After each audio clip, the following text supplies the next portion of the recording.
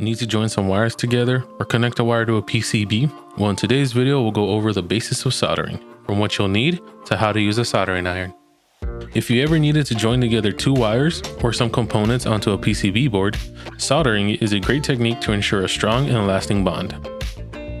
By the way, if you want to continue learning new skills, hit the subscribe button so you can keep up to date on all of the new talents we have to offer here on Proficient Skills. Let's get started.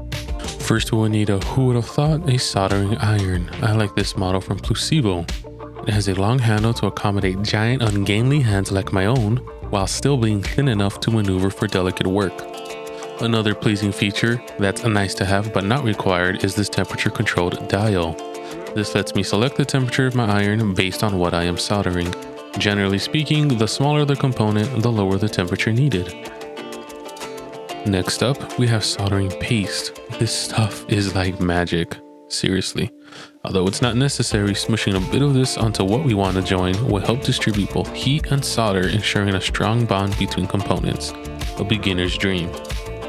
Now we need something to solder, whether it's this 22 AWG wire, commonly used for smaller electronics and PCBs, or this bigger gauge speaker wire. You will want something with a bit of material so you can practice. Just remember, the thicker the wire, the longer it will take to heat up, so make sure your soldering iron can go up to about 450 degrees Celsius.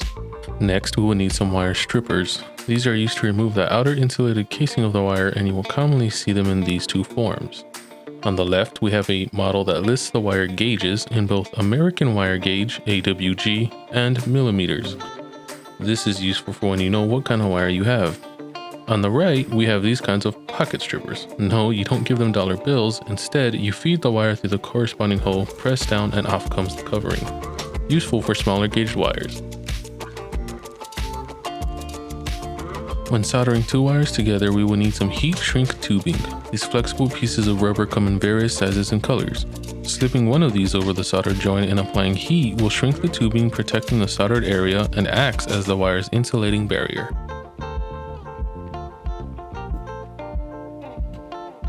Of course, we can't solder without solder. This is usually a mixture of tin and lead and comes in various thicknesses. The thinner the solder, the faster it will heat up and join components. This is the most common form, coiled in a spring, but you may also find it on a roll such as this. While choosing solder, look for lead-free solder with a rosin core. Lead is extremely toxic and you really don't want to be breathing this stuff in. The rosin core acts like the soldering paste earlier to help distribute the heat and solder, resulting in a nicer joint. The next two items fall under the nice to have but you really should use them to make life a whole lot easier category. A soldering stand with cleaning sponge to ensure your iron is safely stored when it's as hot as the surface of the sun. Really, don't put this down on your desk or near anything flammable. These things get hot. Finally, we have Doc Ock's greatest creation, the helping hand. These alligator clipped flexible tubing will help to hold our components, freeing our hands to hold the iron and solder. Last thing we want to do is try and juggle everything along with an 850 degree soldering iron. Now let's get down to the nitty gritty, how to actually solder. First, we cut our wires to the length needed. This can be done with wire cutters, snippers, or by your wire strippers if they also have a blade, like this one. Next, we will need to expose the wire by stripping off the outer casing. Since we are working with smaller gauge wire, I find the pocket stripper is easier to use. We want to take about 1 inch to 1.5 inches of casing off from the end. We then feed our wire through the appropriate opening and clamp down on the lever. This meets the blade with the casing and will cut through as we rotate the tool around. After a few rotations, we keep pressure on the lever and pull the tool off the wire, bringing the casing along with it. We then repeat this for the other wire. Now I want to show you a wrapping technique using this thicker gauged speaker wire, so it's easier to see. There are many kinds of wire wrapping techniques. Maybe we'll see them in later videos, but for our purpose, simply twisting the wires around each other in opposite directions will provide for a strong joint. First, gather all of the wire threads together, twisting them into a single thread. Next, we will wrap one end of the wire around the other in a tight spiral, being careful not to go past the wire's insulation. Finally, take the loose end of the wire and wrap it around in the opposite direction to complete the wrap.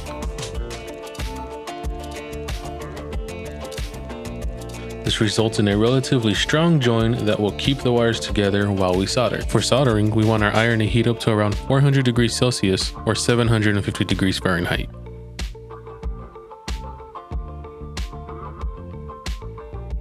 Before joining the wires, slip over a piece of heat shrink tubing.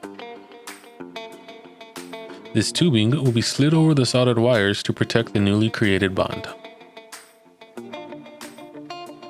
After wrapping our wire with the method shown before, we apply a small amount of soldering paste over the exposed wire.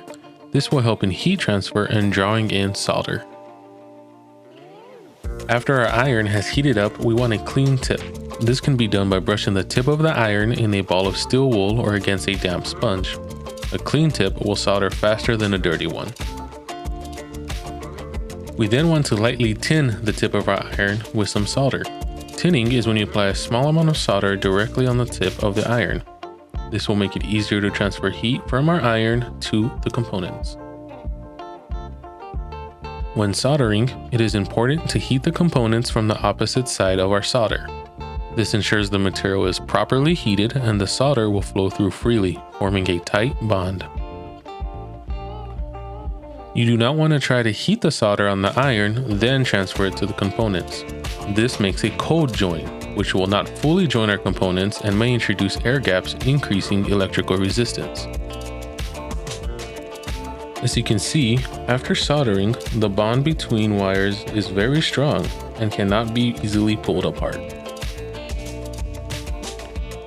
Finally, we slide our tubing over the new joint and using some heat, shrink it into place. Here, I am using a hairdryer set on the hottest setting. You can also use a lighter or matches. Just be sure to keep the rubber tubing out of direct flames. And there you have it, a newly soldered joint that will last longer than I will. I hope you enjoyed learning how to solder as much as I have, and don't forget to subscribe to continue learning new skills with me at Proficient Skills.